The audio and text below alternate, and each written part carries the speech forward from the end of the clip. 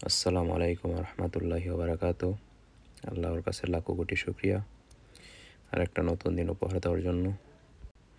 তো আজকে সকালে দোকানের মধ্যে বসে আছি, এমন সময় দেখলাম যে বৃষ্টির মতো উপর থেকে পানি পড়তেছে।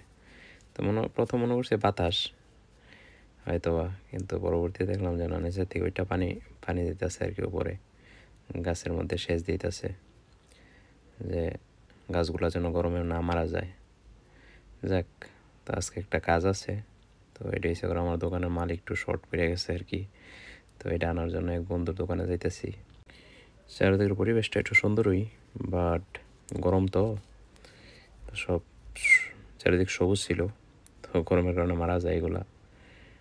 তারপর স্পেন সরকার যতটুকু পারে আর কি সবুজ রাখার যথেষ্ট আপনার চেষ্টা করে, বা সেন্টার একটু সুন্দর আর কি, যেটা মেন সিটি আর কি, ওইখানে আর বেশ সুন্দর রাখে। তারপর ওই যে নতুন গাছগুলো মনে হয় সকালবেলা কাইটে দিয়ে গেছে।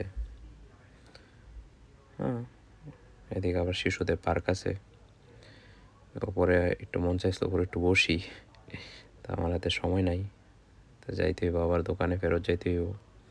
তো এর দোকানটা একটু দূরে আর কি, প্রায় 10-15 মিনিট লাগে হাইটে যাইতে। তো দুপুরবেলা আসি, এখানে একটা স্টেডিয়ামের কাজ চলতেছে, 2টা মাঠ আছে এখানে ফুটবল খেলার। তো এই সাইডে আবার নতুন করে গাছ, এটা আগে জঙ্গলের মতন গাছপালা ছিল, এটা কাইটটা আবার নতুন করে ইয়ে করতেছে, কাজ করতেছে, হয়তো বা এদিক দিয়ে গ্যালারির কোনো কিছু করবো আর কি। এদিক দিয়ে এই যে এসে পড়ছি মেট্রো স্টেশনের এদিকে, একটু সামনে যায় আবার সামনে স্টপেজ থেকে আবার আমার উঠতে হইব। এই যে দেখেন রাস্তাঘাট একবারে খালি, মানে এরা একবারে স্প্যানিশ একবার গরম সহ্য করতে পারে না। রাস্তাঘাট একবারে, যে পার্কগুলো একবারে খালি। যাক, দেখতে দেখতে এসে পড়লাম। যাক, মেট্রো আমারে রেখা চলে গেল, ট্রেনটা। তারপর আর কি, আবার অন্য দিন আবার দেখা হইব।